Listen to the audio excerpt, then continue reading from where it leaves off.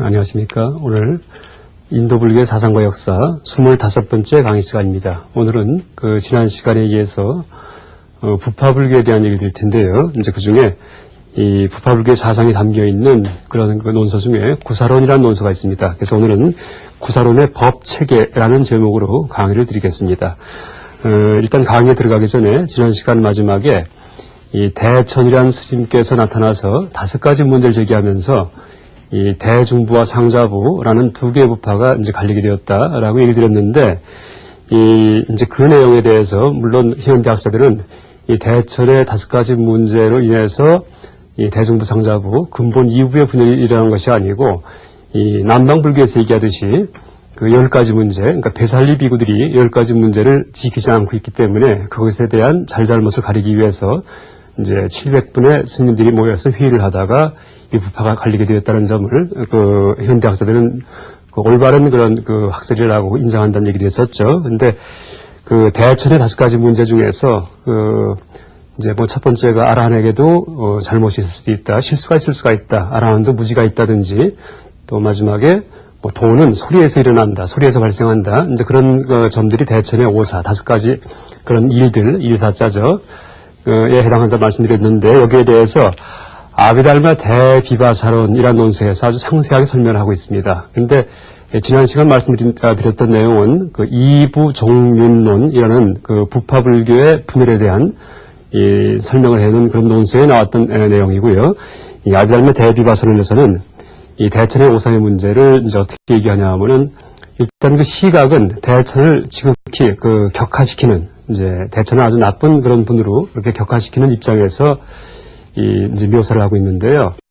이 마지막에 도는 소리에서 생긴다라는 의미를 지난 시간 이제 제가 추측해서 이부 종륜론에 입각해서 얘기드리긴 했지만은, 이 아비달마 대비바사론에서는 이 대천이 이제 여러 가지 5가지 교리를 이제 왜곡시켜갖고, 그러니까 제자들한테 잘못 가르쳤다는 이제 얘기를 합니다. 그래서 자신의 허물을 숨기기 위해서 이제 5가지 교리를 얘기하는데, 이 대천한 스님이 제자들한테 이제 당신은 아라한이 벌써 되었다든지, 아니면은 여러분 아나함, 아니면은 아라함, 사다함, 혹은 수다원 같은 그런 이 소승불교의 성자들의 단계에 대해서 얘기 드려보셨죠. 이제 그런 단계를 자기 제자들한테 이제 자기 멋대로 그렇게 부여하는 그런 행위를 했나 봐요. 그래서 이 제자들이 나는 아라한이 됐다는 얘기를 들었는데, 그래도 아직도 의심이 남아있고, 그래도 모르는 것이 많기 때문에 그런 말을 이제 질문하니까 아라한도 무지가 있다. 또 아라한도 스스로 아는 것이 아니고 스승의 가르침을 통해서 이제 알게 된다든지, 이런 얘기를 이제 함으로써 대천의 오사가 성립되었다라고 얘기를 합니다. 그리고 마지막에 도는 소리에서 생긴다라는 이제 그 의미는 이부 종류에는 아주 짤막하게 나와 있지만은, 이 아비달마 대비바사론을 보면은 이 대천이 그렇게 이제 앞에 4가지 문제에 대해 5가지 중에 4가지 문제에 대해서 왜곡시켜서 제자들한테 설명을 한 다음에 나중에 잠을 자면서, 그러니까 죄책감이 들린다는 얘기를 합니다. 죄책감에. 그러니까 자기가 이 부처님 말씀을 왜곡을 한 거죠. 그래서 이제 죽은 다음에 내세 어떤 지옥 고통을 받을지 두려워서 이렇게 괴롭다 하고 이제 소리를 질렀다는 얘기를 합니다. 그때 그 제자가 그 소리를 듣고서 도대체 이 스승이 무슨 탈이 있는 건 아닌지, 그 다음날 아침에 와서 이제 문안을 드리면서 물어봤다는 얘기를 합니다. 어디가 편찮으시냐고. 그러니까 대천이 또 실제 자기 자신이 이 무간죄를 지었기 때문에 지옥에 떨어질 것이 두려워서 괴롭힌 말을 했지만은, 그걸 속이고서 이제 사성제가 있죠. 사성제, 고진멸도. 그 중에 첫 번째가 고제. 고는 일체가 다 괴롭다는 얘기죠.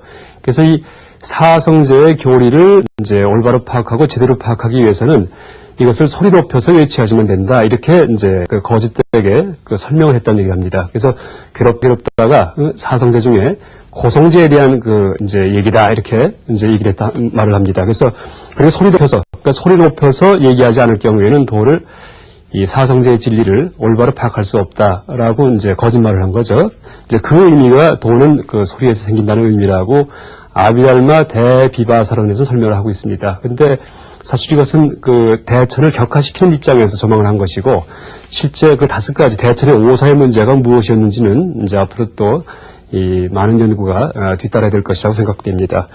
어쨌든 이렇게 대중부와 상자부가 갈리면서 나중에 총 20개 정도의 부파가 이제 발생을 하게 되죠. 그러니까 불교 교단이 발생하는 거죠. 그러니까 설을 달리하는 20개의 부파인데 어쨌든 지난 시간 말씀드렸듯이 그 20개의 교파가 교리가 다르기는 하지만은 일단 큰 줄기는 뭐 마찬가지입니다. 대동소이하고 또 긍정적인 측면을 얘기한다면은 이제 이 부파 불교는 이 암경 같은 이 초기 경전에 산설된 흩어져서 설해져 있는 교리들을 다 집대성해서 체계화시켰다는데 이제 그 역할이 크다라고 이제 말할 수 있을 것 같습니다. 그래서 이러한 아비달마 불교가 이제 집대성으로 해서 지금까지 전해져 오는 논서들이 이제 몇 가지가 있는데 일단 가장 이 북방불교권에서 이제 많이 애독해오던 그런 논서가 바로 구사론이죠. 구사론은 세친보살의 저술이죠. 세친. 바수반두라고 얘기를 하는데요. 범어로. 세친보살의 저술이고 이분은 기원 후 한 400년에서 480년경 생존했던 분이 아닌가, 라고 이제 추측을 합니다. 이 구사론은 단순히 지어진 저술이 아니고, 원래 이 아비달마 논서들이, 그러니까 아비달마는 논장이죠, 논장. 그러니까 불교의 3장이 경률론, 3장이 이제 있는데, 이 중에 이 경률론 중에 마지막 논장은 경과 율에 대한 체계적인 해설서인데 그런 해설서가 이 작성이 되다가 나중에 이제 후대에 구사론으로 집성이 되었다라고 얘기를 할 수 있습니다. 그래서 이 한문 불교권에서는 일단 보통 이 구사론 같은 그런 체계적인 논서의 등장 이전에 서술된 논서들을 총 6족 일신론 혹은 일신육종론 이렇게 얘기합니다. 그러니까 몸신자, 다리족자 써가지고요. 그러니까 몸에 해당하는 하나의 논서, 그다음에 발에 해당하는 6개의 논서가 있었다라고 얘기를 하죠. 그리고 이 논서들은 지금도 이제 현존하고 있고요. 그러니까 한역 경전을 통해서 우리가 이제 구해볼 수 있습니다. 그래서 뭐 집임은종론, 법원종론, 법온종론, 그러니까 식신종론, 계신종론, 시설족론, 풍류종론 해서 이제 6가지, 그러니까 족자가 붙어 있죠. 그러니까 어떻게 보면은 좀 강론적인 성격의 그런 논서가 있었고요. 그 다음에 이런 것들의 교리가 다 집대성이 돼가지고 체계화된 것이 발지론 이렇게 얘기합니다. 발지론, 그러니까 지혜를 이제 개발하는 그런 논서다라는 뜻이죠. 그래서 이 발지론의 이제 아비달마 교학이 이 집대성돼서 체계화된 그런 논서인데 이 발지론의 하나하나의 문장에 대해서 이제 부파불교도들의 각종 학설, 교서를 주석을 달아가면서 설명을 한 논서가 있죠. 그것이 바로 유명한 아비달마 대비바사론입니다. 아비달마 대비바사론. 그러니까 신수대장경 큰 두꺼운 책 한 권에 해당하는 그 책인데요. 아마 다 읽으려면은 한 1년쯤 걸릴 겁니다. 천천히 보려면은. 이 아비달마 대비바사론이 발지론에 대한 주석서죠. 근데 이것이 너무 양이 방하기 때문에 웬만큼 이제 어떤 역량이 있는 그런 분이 아니면은 도저히 이걸 독파할 수가 없죠. 그래서 이제 이런 아비달마 대비바사론을 위시해서 그 전에 나왔던 논서들을 다 수렴해서 좀 간략하게 체계화 시켜놓은 논서가 바로 구사론입니다. 구사론. 그래서 이제 구사론에서는 이 암경 같은 그런 초기 경전에 나와 있는 율장 같은 그런 초기 율전에 나와 있는 그런 교리들을 그러니까 체계적으로 이제 소화해서 이제 기술을 하고 있습니다. 그래서 오늘은 이 구사론의 법체계에 대해서 일단 간략하게 소개할 텐데요. 일단 아비달마 부파불교의 교리의 특징은 법유론이다 이렇게 얘기할 수 있습니다. 법유론. 그러니까 법은 부처님의 가르침, 그러니까 다르마라고 이제 우리가 알고 있죠. 다르마는 이 범어 원어죠, 법에. 그래서 보통 이제 우리가 법률할 때 그 법을 쓰는데요. 이 부처님의 가르침을 법이라고 할 수도 있고, 또 우리를 이루고 있는 구성요소, 오온, 18개 같은 그런 구성요소도 법이다 이렇게 얘기할 수도 있고요. 그 다음에 선법, 악법 할 때 선법을 법이다 이렇게 얘기합니다. 다르마. 악법은 아다르마. 앞에 이제 아자가 붙어갖고요. 비법이다 이렇게 얘기를 합니다. 그래서 물론 법에는 여러 가지 의미가 있지만은 이 구사론이든지 이 아비달마 대비바사론 같은 그런 부파불교의 교리에서는 그런 법들이 다 확고부동하게 자성을 가지고 실체를 가지고 실지한다 이렇게 얘기를 합니다. 그래서 이 부처님께서 이 초기 경전에서 이제 초기 경전을 통해 가르치신 이제 다양한 법들이 있죠. 오온이라는 법도 있고, 12처라는 법도 있고, 또 뭐 탐진치, 산독심에 나오는 그런 탐이라는 법도 있고, 욕이라는 법도 있고, 예, 욕심이라는, 그 다음에 진심, 화를 낸다는 법도 있고, 다 하나의 요소죠, 요소. 이제 우리가 일상생활 할 때, 우리의 몸과 마음에서 일어나는 갖가지 심리, 물질 현상을 법이다, 이렇게 얘기를 하죠. 또 그런 법들을 개념을 통해서 우리에게 주님께서 가르쳐 주셨기 때문에 법은 또 그대로 이 부처님의 가르침을 의미하기도 하죠. 그래서 이 구사론에서는 이 모든 법, 그러니까 초기 경전에 사한설된 모든 법을 총 75개로 정리합니다. 75개로. 그래서 그것을 그 5위 75법 얘기하는데요. 그러니까 총 75가지의 법을, 그 요소를 이 5단계로 나눠가지고서 이제 설명을 합니다. 그래서 제가 이제 이 시간 관계상 그 시간을 절약하기 위해서 미리 써놨는데요. 5위 75법입니다. 총 75가지의 이제 법으로 모든 것, 우리가 살아가면서 체험하는 모든 것을 일단 5단계로 이렇게 나눕니다. 그러니까 첫 번째가 색법이고요, 색법. 색은 물질 혹은 형상. 근데 눈에 보이는 물질만이 아니고 이 색은 귀에 들리는 소리 혹은 혀에 맛빠지는 맛 같은 그런 것도 다 색에 포함이 됩니다. 그러니까 우리가 체험하는 모든 현상 중에 틀림없이 그렇게 물질적인 것 혹은 형상적인 것이 틀림없이 있죠. 그 다음에 심은 그 색을 파악하는 이 주관으로서의 마음이죠. 주관으로서의 마음. 6가지가 있죠. 그러니까 심이 하나만 있는 것이 아니고 6갈래가 있어서 6갈래에 의해서 모든 현상을 우리가 체험을 하죠. 그래서 이것을 그 육식 이렇게 얘기합니다. 육식. 그래서 안, 이, 비, 설, 신, 의. 그러니까 의 식자가 붙어갖고요. 안식, 이식. 안식은 눈에 봐서 알아챈 그 마음이죠. 이식은 귀에 들어서 알아챈 마음이고요. 그 다음 비식은 코에 냄새 맡아서, 그 다음에 설식은 혀의 맛을 봐서 이제 알아챈 그 마음. 그 다음에 신식은 몸에 감촉이 돼가지고 내 뱃속에서 일어나는 그 내부적인 감촉이든지 바깥에서 나한테 느껴지는 그런 외부적인 감촉이든지 그런 것들이 다 신식이죠. 의식은 내 마음속에서 머릿속에서 일어나는 이제 그런 내용들이 다 그 의식이죠. 이렇게 이 심은 그 우리 마음에서 일어나는 현상이죠. 그러니까 6개의 통로를 통해서 우리 마음에 이제 전달되는 그런 내용들, 이게 바로 심이고요. 이걸 혹은 심왕이라고 얘기를 하게 합니다. 심왕. 여기다가 임금왕자도 쳤고요. 임금왕자. 그러니까 마음 중에 굵은 마음이죠. 가장 대표적인 굵은 마음이 6가지가 있고요. 근데 이 6가지 마음만 있는 것이 아니고 우리 마음 속에서는 이 6가지 마음의 토대 위에서 이제 마음 작용들이 각가지 작은 마음들이 이제 그 출몰을 하죠. 그러니까 생겼다가 사라졌다 하죠. 그러니까 화가 났다 없어지기도 하고, 아니면 착한 마음이 일어났다 없어지기도 하고, 아니면 욕심이 생겼다 없어지기도 하고, 아니면 잘못된 세계관을 가졌다가 아이고 이제 틀렸구나 하고 고치기도 하고, 그런 각가지 마음 작용들이 있죠. 마음 작용들이 이 6가지 마음 속에서 이제 발생을 하죠. 그것을 심소 이렇게 얘기를 합니다. 심소 혹은 심수. 그러니까 수학할 때 수를 써가지고요. 심소라고 얘기를 하는데, 이 심소가 이제 수가 굉장히 많죠. 숫자가. 그러니까 각가지 그 마음 속에서 일어나는 심리 현상들이 바로 심소입니다. 이 심소는 일단 크게 이 심소도 6가지로 나눕니다. 크게 6가지로. 그래서 대지법, 대불선지법, 대번뇌지법, 그 다음에 대선지법, 이제 대번뇌지법, 대불선지법, 그 다음에 소번뇌지법, 부정지법 이렇게 되어 있습니다. 그래서 이 대지법은, 그러니까 지자는 이 토대다, 토양이다, 토대라는 의미인데, 대자는 큰 토대가 되는 법이다 이런 뜻입니다. 큰 토대. 그러니까 우리 마음에서 어떤 심리 현상이 발생할 때 어떤 심리 현상이든지 반드시 수반돼서 일어나는 그런 이 심리 현상이 바로 대지법입니다. 그러니까 수는 느낌입니다. 느낌. 내가 지금 화가 날 때도 화라는 느낌이 들죠. 내가 바깥에 사물을 바라볼 때도 본다는 느낌이 들죠. 어디가 아플 때도 아픈 느낌이 들죠. 그러니까 수라는 것은 내가 잠을 자면서 꿈을 꿀 때건 깨어서 활동할 때건 언제든지 이 느낌을 작용하죠. 상은 개념화인데 개념화. 꼭 말이 달라붙지 않더라도 이것이 뭐구나 하고 알아채는 거. 우리 생각이 분별에 의해서 이게 상입니다. 이것도 역시 마찬가지. 우리가 언제 어느 때건 간에 하루 종일 이 상이 이제 항상 관여를 하죠. 사는 생각이죠, 생각. 사는 생각인데 의지작용이 계획된 생각이죠. 제가 지금 여기서 강의할 때도 손을 올렸다 내렸다 아니면 이 말을 했다 저 말을 했다 하는 것들이 다 이 사에 의해서, 그러니까 순간순간적인 의지에 의해서 이제 결정되는 거죠.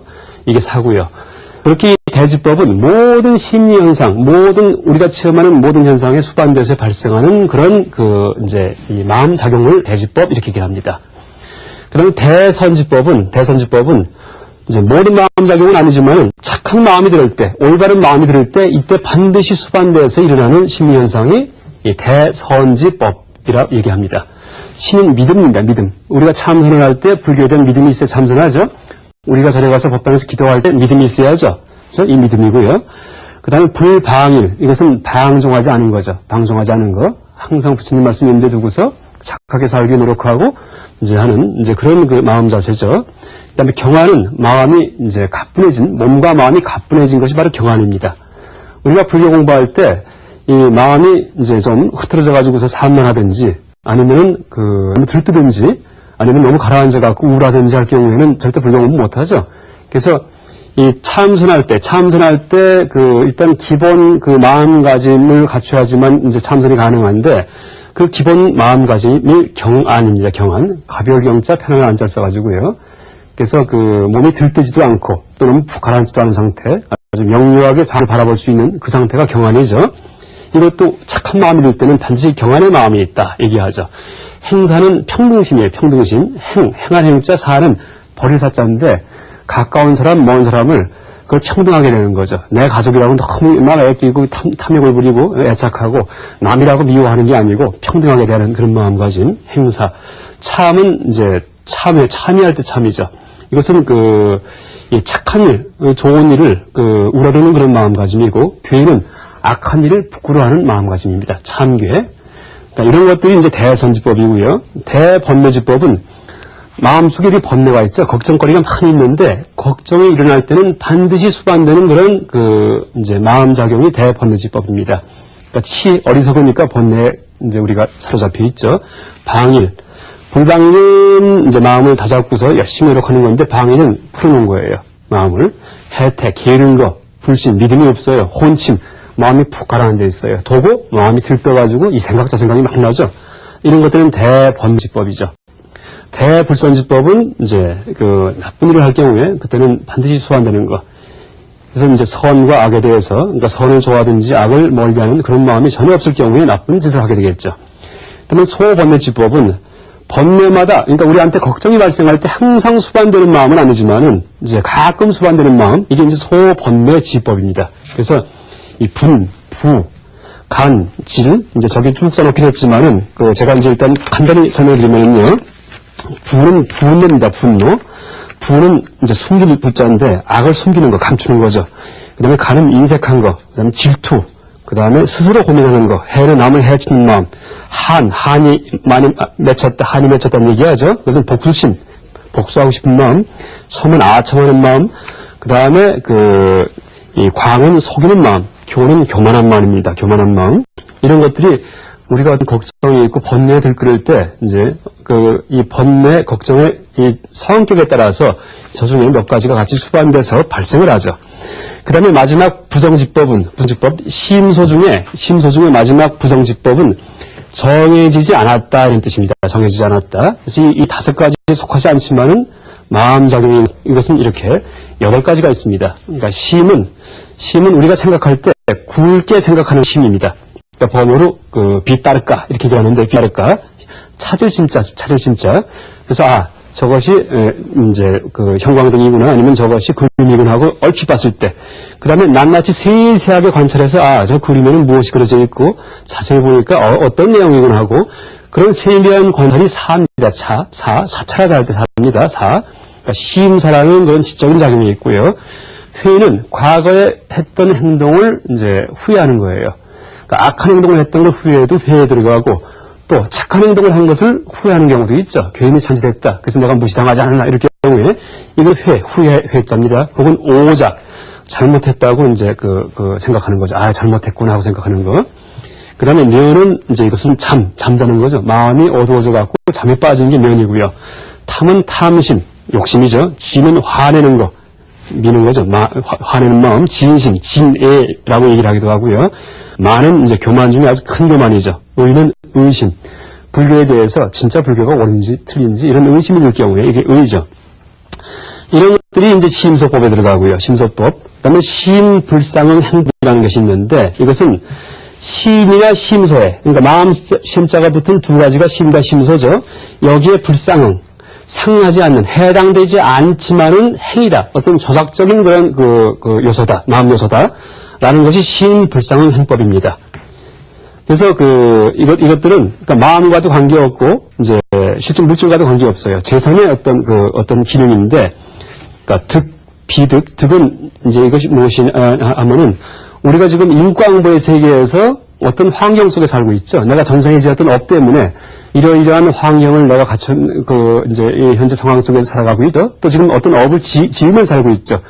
그러니까 내가 전생에 지었던 업이 내가 이런 환경을 받게끔 역할을 한 거예요. 그 업이 현재 이제 나의 이 상황에 도해가지고, 그래서 이 득은 그런 식의 도달, 우리의 전생의 업이 지금 현재 도달한 상태, 이것을 득이다 이렇게 얘기를 합니다.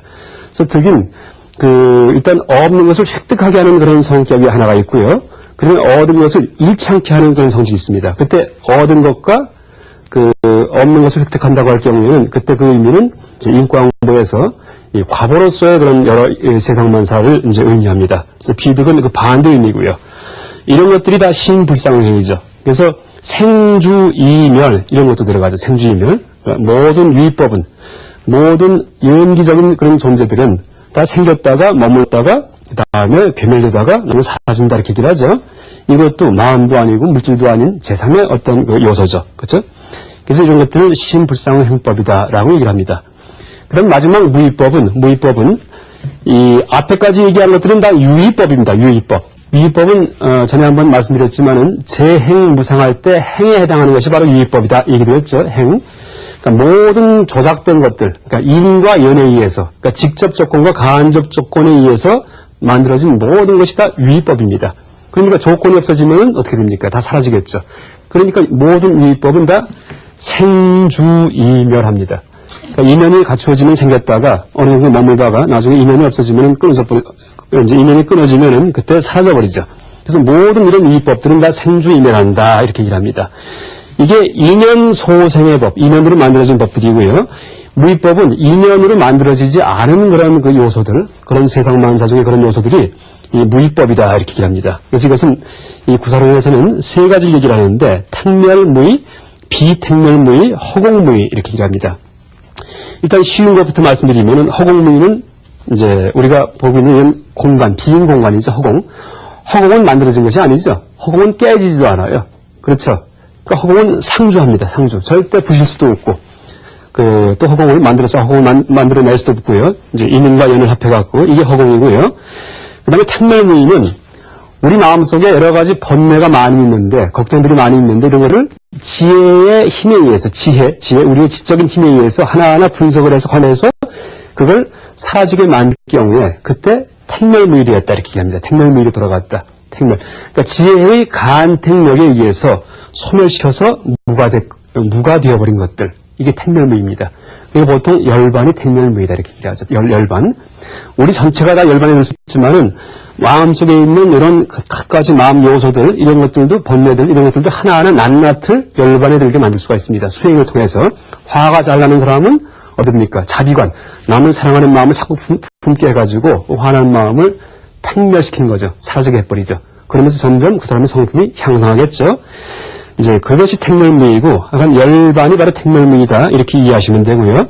비택멸무의는 택멸무의가 아니고 허공도 아닌 그런 무의법이 비택멸무의다 이렇게 얘기를 합니다. 그래서 이 경전에서는 연결불생의 법이다 이렇게 얘기를 하죠. 그러니까 인연이 결해져갖고 없어갖고 생기지 않은 법들, 이것이 비택멸무의다 이렇게 얘기를 합니다. 지금 제가 여기 서 있을 경우에 한 5초 있다가 제가 어떤 행동을 하겠습니까? 그 5초 지나보면 알겠죠? 근데 제가 5초 있다가 지금 5초가 됐습니다. 일로 왔을 경우에는 혹시 제가 아까 거기 서 있다가 이제 뒤에 아까 있던 자리에 돌아갈 수도 있었겠죠? 근데 글로 돌아가지 않고 일로 왔어요. 그렇다면 아까 글로 돌아간 사건은 세상에 발생하지 않았죠. 아까 5초 전에. 그래서 그 경우에 그런 사건을 비택멸무의다 이렇게 얘기한다. 인연을 만들지 않아갖고 발생하지 않을 건들. 그래서 우리가 흔히 이제 이 비택멸무의를 어디에 적용하냐 하면은 여러 가지 번뇌 중에 번뇌를 앞으로 내지 않을 경우에 이제 많이 수행을 해가지고 앞으로 이제 생긴 번뇌는 없애야지 되고 앞으로 생길 번뇌는 생기지 않게끔 해야 되겠죠. 생길 번뇌를 생기지 않게 하려 할 경우에 비택멸무의로 만드는 거고요. 생긴 번뇌를 이제 없어지게 하는 것은 바로 택멸무의를 만드는 것이다. 이렇게 얘기를 할 수 있습니다. 그래서 이것이 구사론의 법칙이고요. 여기 나와 있던 요 하나하나를 다 세보시면은 75가지가 이제 되는데, 이 75가지 현상들, 이런 법들이 모여서 우리가 체험하는 세상 만사가 된다. 이렇게 얘기를 하는 거죠. 그래서 마치 원자론에서, 그러니까 물리학의 원자론에서 탄수화물 같은 게 되기 위해서는 탄수화물이 녹말 같은 거죠. 탄소, 수소, 산소 같은 그런 원자가 모이면은 녹말이 되죠. 그렇듯이 이 구사론의 5275법 이론은 심리적인 원자론이다. 이렇게 얘기할 수도 있습니다. 그래서 우리가 체험하는 세상 만사는 물론 매 순간순간 다른 현상을 체험하지만은 그때마다 다른 법들이 집합이 돼서 그러니까 분자와 같이 이제 모여가지고 그래서 그것을 우리가 한꺼번에 체험하는 것이다. 이렇게 얘기를 하죠. 그래서 나중에 이제 이런 법칙을 이해하고 나면은 수행을 할 때 이 중에 번뇌, 걱정에 해당하는 것들, 그 다음에 불선, 그러니까 나쁜 일에 해당하는 것들을 하나하나 제거해 나가면서 우리의 마음이, 그러니까 성자의 지위에 이제 들어갈 수 있다. 라고 얘기를 합니다. 이상, 오늘 강의는 구사론에서 얘기하는 5275법, 그러니까 제 현상의 분류 방식에 대해서 이제 간략하게 설명드렸습니다. 이상 강의 마치겠습니다.